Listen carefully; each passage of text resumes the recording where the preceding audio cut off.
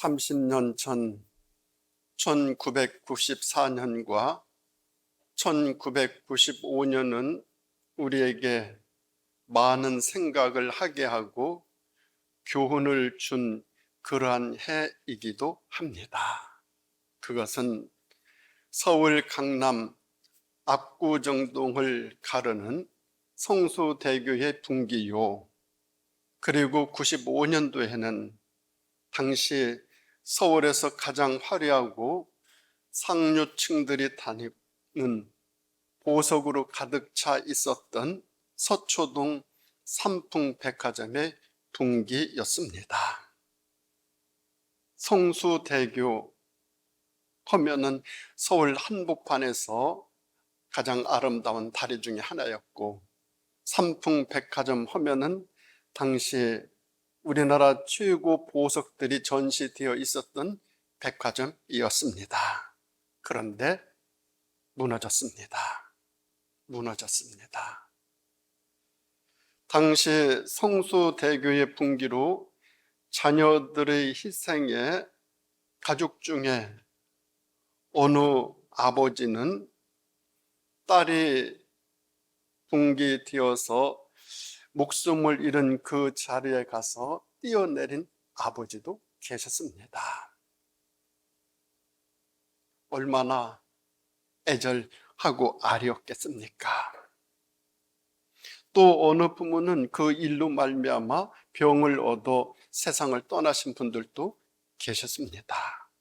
그런데 그 중에 한 아버지는 집을 나간 지 1시간도 안 되어서 싸늘한 시체로 돌아온 딸의 가방 속에서 일기를 발견합니다. 그 딸의 일기장에는 이런 글이 쓰여 있었습니다.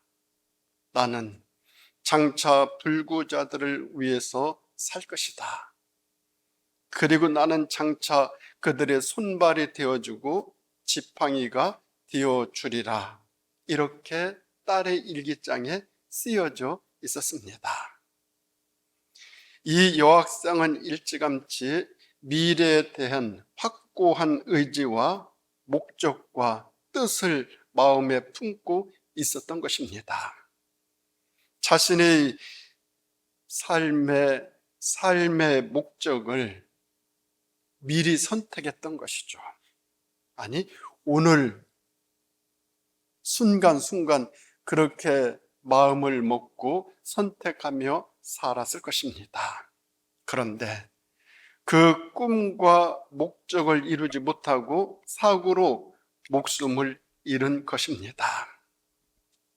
그 딸의 아버지는 딸의 그 생각을 가상하게 생각하여 딸의 죽음으로 받은 보상금 전액을 딸이 다니던 학교에 장학금으로 내놓습니다.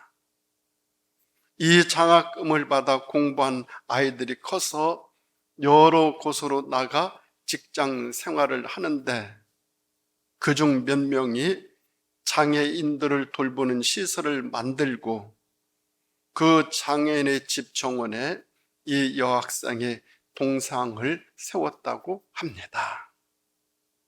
그래서 그 여학생은 죽어서도 그 마음에 품고 있었던 뜻과 목적을 이루게 된 것이죠.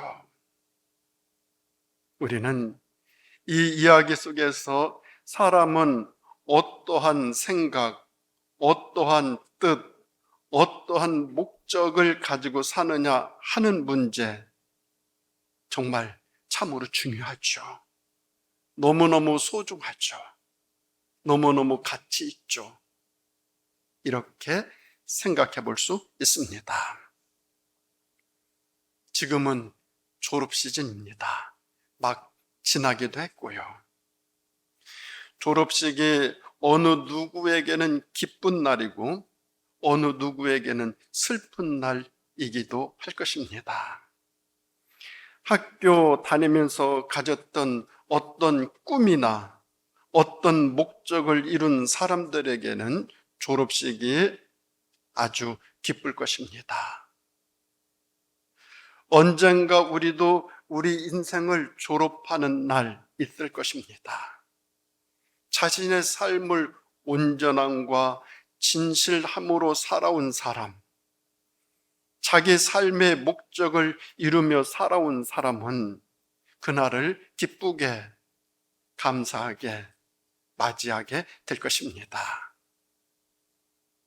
그런데 그렇지 못한 사람들도 있습니다. 미국에서 남북전쟁이 끝나던 날 두 병사가 고향으로 돌아갑니다. 가다가 언덕 있는 교회를 발견하죠. 한 병사는 들어가 그 교회 가서 기도하고 가자고 했어요. 그런데 한 병사는 빨리 가서 우리 술이나 마시자고 했습니다. 그리고 둘은 헤어졌습니다.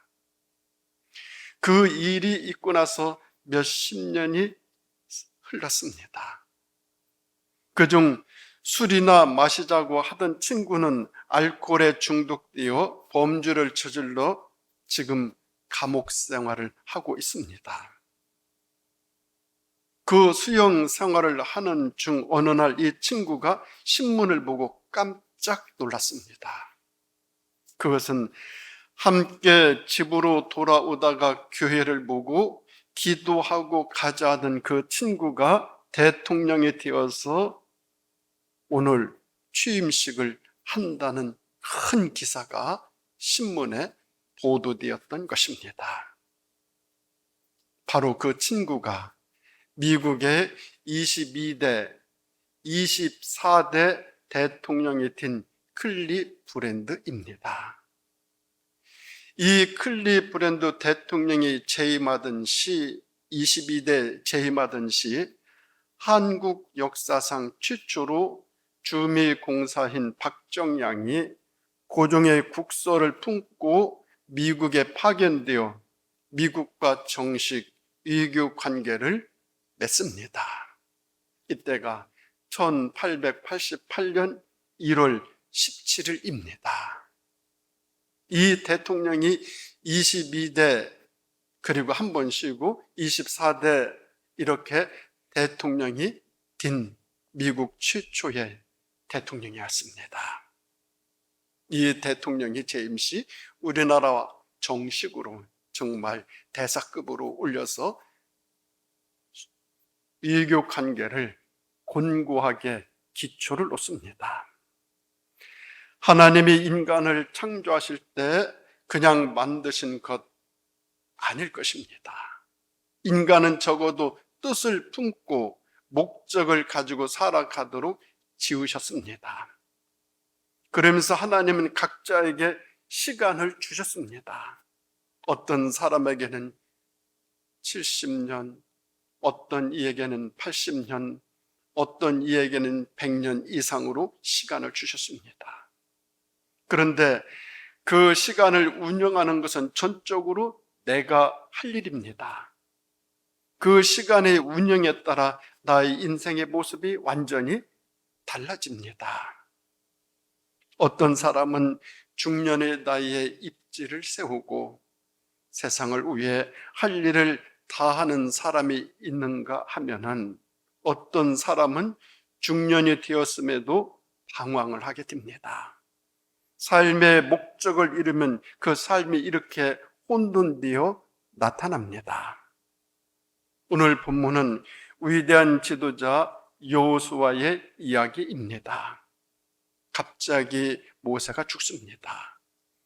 그리고 그 지휘권을 이어받은 여호수아가 최선을 다해 백성들을 이끌고 가나안 땅에 들어가서 가나안 땅을 정복하고 분배하고 안정을 이룹니다. 그리고 여호수아도 마침내 그의 인생의 마지막에 가까이 왔을 때 백성들에게 이렇게 말합니다. 이제는 여호와를 경외하고 온전함과 진실함으로 그를 섬겨라. 너희 조상들이 애굽에서 섬기던 신들을 잊어버리고 여호와만 섬기라. 이렇게 백성들을 다짐시킵니다. 그리고 또한 이렇게 자신의 다짐도 들려줍니다. 만일 여호와를 섬기는 것이 좋지 않게 생각되거든 다른 신들을 섬겨도 좋다. 너희들이 다 그런다 해도 오직 나와 내 집은 여호와만 섬기겠노라. 너희들이 다 그런다 해도 오직 나와 내 집은 여호와만 섬기겠노라 선포하며 고백합니다. 그때 백성들이 이렇게 대답하죠. 우리가 결단코 여호와를 버리고 다른 신들을 섬기지 않겠습니다. 우리 여호와는 우리를 여기까지 인도하신 우리 하나님이십니다. 그러니 우리가 여호와만 섬기리니 그는 우리 하나님이시니이다. 그는 우리 하나님이신데 우리가 어떻게 여호와를 버리고 다른 신들을 섬길 수 있겠습니까? 우리도 여호와만 섬기겠다 고백합니다. 그러자 그때 여호와가 이렇게 단호하게 말합니다. 그러면 너희가 오늘 택하라. 내일 택하지 말고 다음 택하지 말고 지금 여기서 이 순간에 오늘 택해라. 오늘 택해라. 너희가 오늘 택해라. 미루지 말아라. 이 대화에서 우리는 아주 분명하고 확실한 목적과 목표가 무엇인가를 보여주고 있습니다. 우리가 순간순간 택하며 살아가야 할 것이 무엇인지를 말입니다. 분명하고 확신이 있는 선택, 믿음 안에서 하나님께 대한 고백을 하면서 자기 자신을 다짐하며 하나님을 선택한 이 백성들, 하나님께서 가나안 땅에서 삶을 영위해 나갈 수 있도록 인도하여 주시죠. 사람이 살아가는 데 이런 분명한 중심과 뚜렷한 목적이 중요합니다. 그것이 신앙이든지 일상생활이든지 직장에서 일하는 삶이든지 말입니다.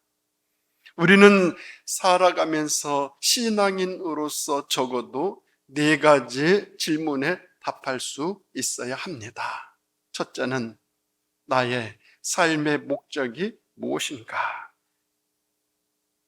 사람들은 한 가지씩 목적을 두고 살아갑니다. 어떤 사람은 그것이 물질일 수도 있습니다. 어떤 사람은 일이 목적일 수도 있습니다. 이런 사람은 일에 얽매여 살아갑니다. 눈만 뜨면 일합니다. 쉴 여유 없습니다. 그리고 놀고 쉬는 사람들을 손가락질하고 욕합니다. 그런가 하면 어떤 사람은 취미가 목적일 수 있습니다. 이런 사람은 취미에 몰두합니다. 다른 생각 안 합니다. 그런데 우리 신앙인들은 그런 것에 목적을 두고 살아가기에는 너무 허전합니다. 너무 좀 그렇습니다. 우리에게는 더 흔들리지 아니하고 분명한 목적, 이것이 있어야 됩니다. 그래서 역대하 14장을 보면 아사 왕은 백성들에게 삶의 중심을 하나님께 두라, 이렇게 백성들에게 간곡히 부탁했습니다. 이 아사 왕은 역대 왕들 중에서 하나님 중심으로 살아가려고 많은 노력을 했습니다. 다른 왕들은 우상 숭배를 섬기고 산당에 제사를 드리고 수많은 악행을 저질렀지만 이 아사 왕은 어떻게 하면 하나님을 기쁘시게 해드릴까, 하나님 뜻대로 살아갈까 수없이 노력한 왕입니다. 이 왕이 백성들에게 하나님 중심으로 살아라 부탁합니다.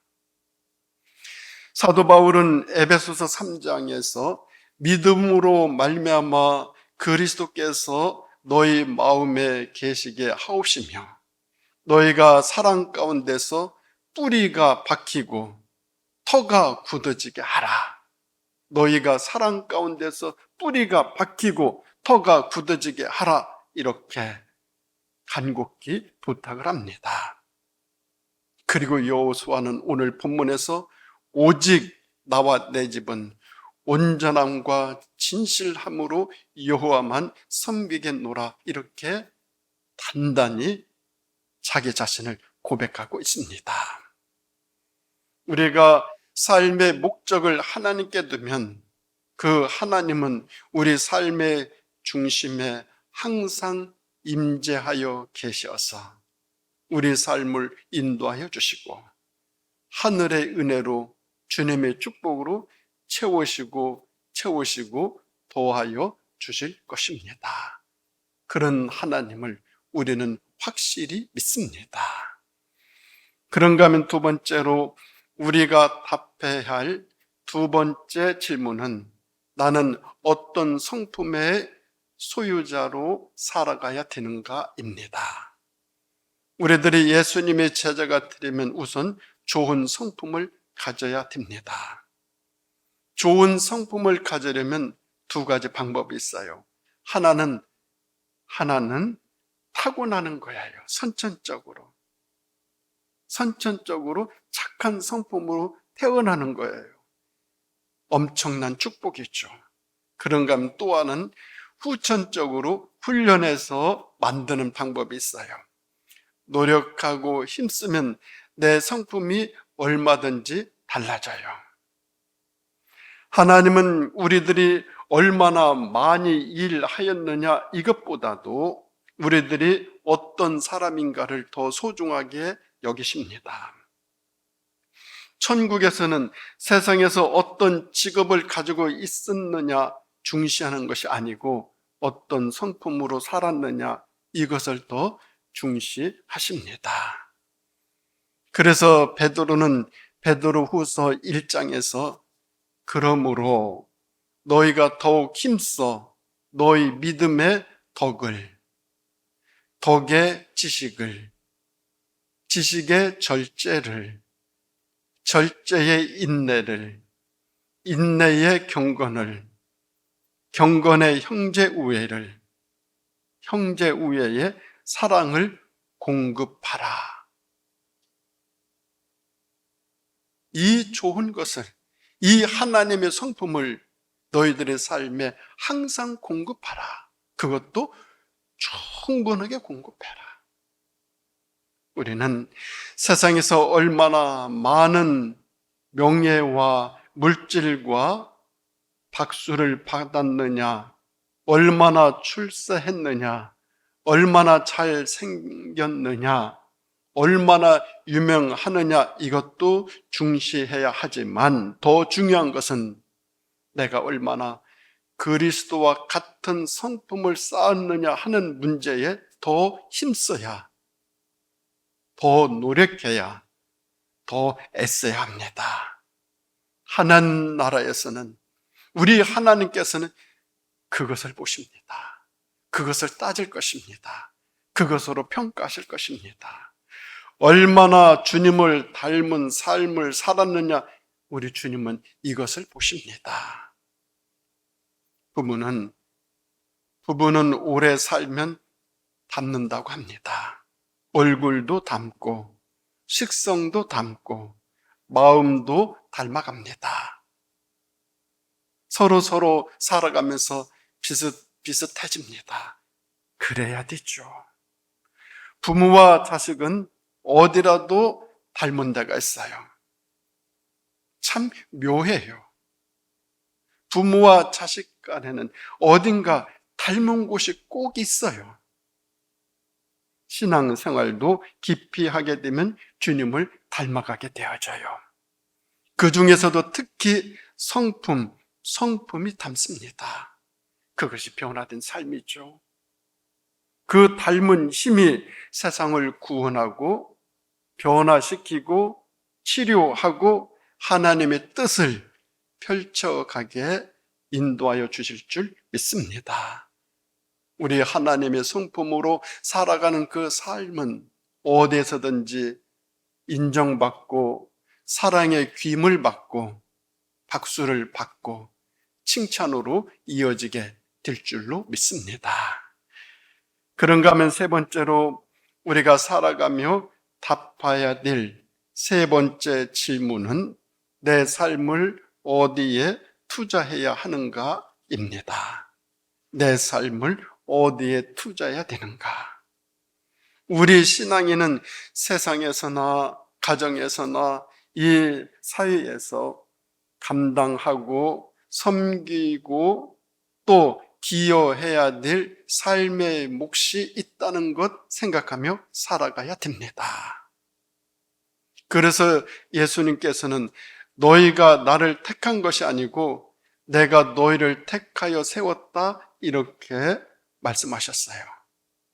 그러면서 더 말씀하시기를 내가 너희를 택한 이유는 너희가 가서 열매를 많이 맺고 너희 열매가 항상 있게 하기 위해서였다라고 요한복음 15장에서 말씀하고 계십니다. 이것이 우리 삶의 목적입니다. 그래서 우리는 섬김의 삶을 살아야 됩니다. 그렇게 섬김의 삶을 살아갈 때 세상을 변화시킬 수가 있어요.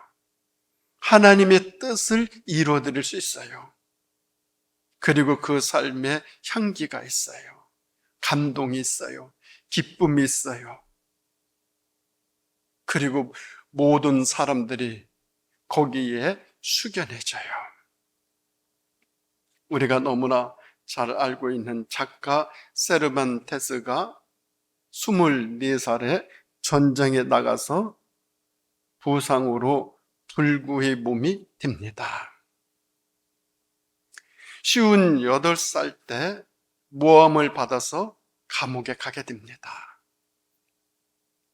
감옥에서 만난 죄수들은 한결같이 비통해하고 낙심해하고 자포자기의 삶을 살아가며 모든 것에 좌절해하고 있었습니다. 그래서 세르반테스는 이 사람들을 어떻게 하면 기쁘고 재미있고 이 사람들에게 웃음을 찾아줄 수 있을까 이것을 생각했어요. 이 사람들을 어떻게 하면 행복하게 해줄 수 있을까? 세르반테스는 순전히 죄수들에게 소망을 주고 기쁨을 주려고 글을 쓰기 시작했어요. 심혈을 기울여서 썼어요. 그 책이 돈키호테라는 책이에요. 이 책이 불후의 명작이 되어집니다. 이것이 우리들이 이 세상에서 할 일이죠. 이 섬기는 일이 최상의 신앙인의 삶이죠. 이 섬김의 삶은 예수님의 성품을 닮아서 하는 일이죠. 우리 주님의 성품을 닮아서 그 성품대로 남을 섬기고자 할 때 불후의 명작이 되어지고 정말 전설이 되어지고 거기에 박수를 보내고 거기에 사람들이 다 동의하고 감격하고 감동해하죠. 정말 이 세상 살아가면서 무엇인가 누군가를 섬기며 살아간다는 삶, 하나님께서 반드시 보상해 주셔요. 물 한 컵에도 하나님 그냥 지나치지 아니하셔요. 반드시 함께 해주셔요. 섬김의 삶에는 하나님의 은혜가 꼭 함께하는 줄 믿습니다. 그런가 하면 네 번째로 우리가 답해야 할 네 번째 질문은 나는 어떤 도구로 사용되어야만 되는가? 나는 어떤 도구로 사용되어져야 하는가입니다. 우리는 세상에서 살되 나의 삶을 통해서 하나님이 이 세상에 전달되고 느껴지도록 하는 것이 우리 삶의 목적이고 내가 존재하는 이유예요. 나를 통해서 하나님이 세상에 전달돼요. 나를 통해서 사람들이 하나님을 느껴요. 나를 통해서 하나님의 사랑의 맛을 보아요. 이것이 나의 존재 이유예요. 우리 부모님들은 자녀들에게 가장 좋은 것을 주려고 몹시 노력하죠. 그리고 어떤 부모들은 너무너무 안달하죠. 자녀들의 진학을 위해서 노력하는 것을 보면 처절할 정도이죠. 자녀들의 장차 굶지 않고 고생하지 않고 잘 살게 하려고 부모들은 먹지도 쓰지도 아무것도 함부로 하지 못하고 아끼고 전략하고 또 아끼고 또 아끼고 그리고 나중에 자녀에게 송두리째 다 주죠. 다 물려주죠. 그런데 정작 더 중요한 영혼의 문제에 대해서 무감각하다면 순서가 뒤바뀌고 우선순위가 바뀌어진 것이죠. 그래서 오늘 본문에서 여호수아는 백성들에게 추상같이 명령을 합니다. 너희는 오늘 선택하라. 너희는 오늘 선택하라. 너희는 이방신을 쫓든지 아무리 족속의 신을 쫓든지 결정하라. 나와 내 집은 여호와를 섬기겠노라. 너희는 오늘 선택하라. 여호수아의 얼마나 확신 있는 고백입니까? 이런 확신 있는 고백은 전염이 되어져요. 큰 영향을 미쳐요. 죽어가는 사람을 살려내요. 흐리멍덩한 신앙을 확신 있는 신앙으로 바꿔줍니다.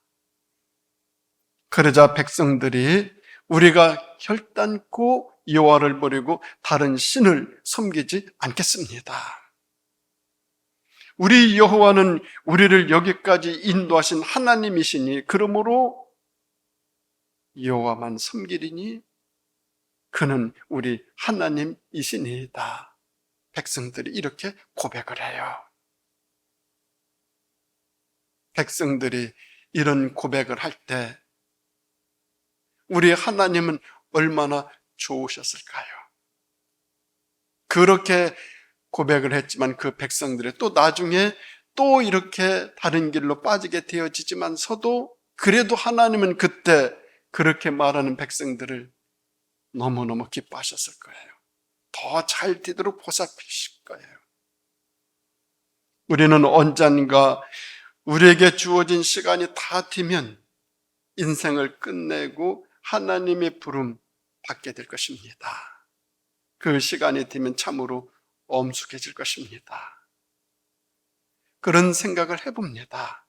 내가 내 인생을 다 끝내고 내 장례식 때 사람들이 나를 어떻게 평가할 것인가? 사람들은 나를 성공한 인생을 살았다고 할 것인가? 아니면 실패한 인생을 살았다고 말할 것인가? 궁금할 때가 있죠. 그런데 사실 엄밀하게 생각해 본다면 그보다 더 중요한 것은 내가 죽은 후에 장례식에서 나는 어떤 사람이었다라는 말을 듣는 일보다 더 중요한 것은 내가 살아온 삶에 대해서 하나님은 어떻게 보고 계시는가? 이것이 더 중요하죠.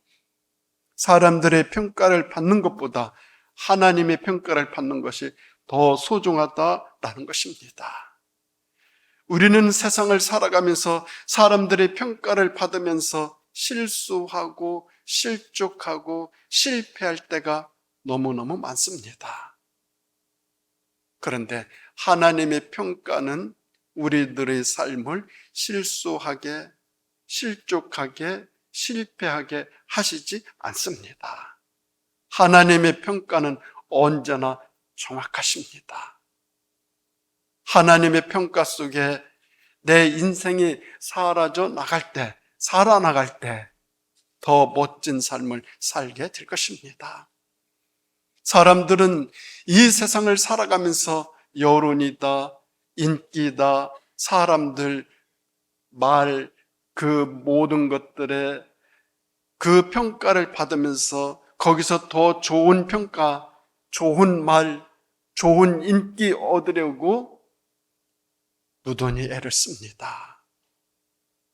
그런데 그것이 다 자기를 망가뜨리게 하는 것일 수 있다라는 것 잊게 되어지죠. 속는 것이죠. 너무너무 많이 속게 되어지죠.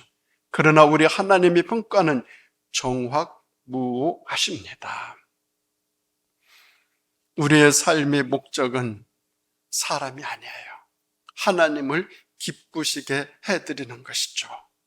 하나님을 기쁘시게 해드린 삶이 우리 삶의 목적이 되어 살아갈 때 그 삶이 더 아름다운 삶이 되어질 줄 믿습니다. 사랑하는 우리 성도 여러분, 사람은 목표를 향해서 살아가는 존재입니다. 우리 하나님이 인간을 지으실 때 그런 존재로 지으셨습니다. 그래서 우리는 반드시 목적이 있는 삶을 살아야 됩니다. 그렇게 살아가는 것이 그리스도인의 삶입니다.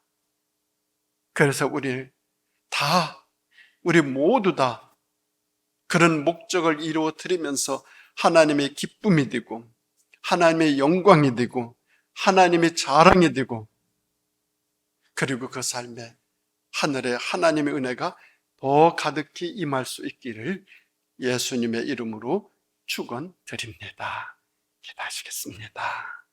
하나님 아버지 감사드립니다. 귀하고 귀한 세상 허락해 주신 시간 속에서 복되게 살아가게 해주시니 감사드립니다.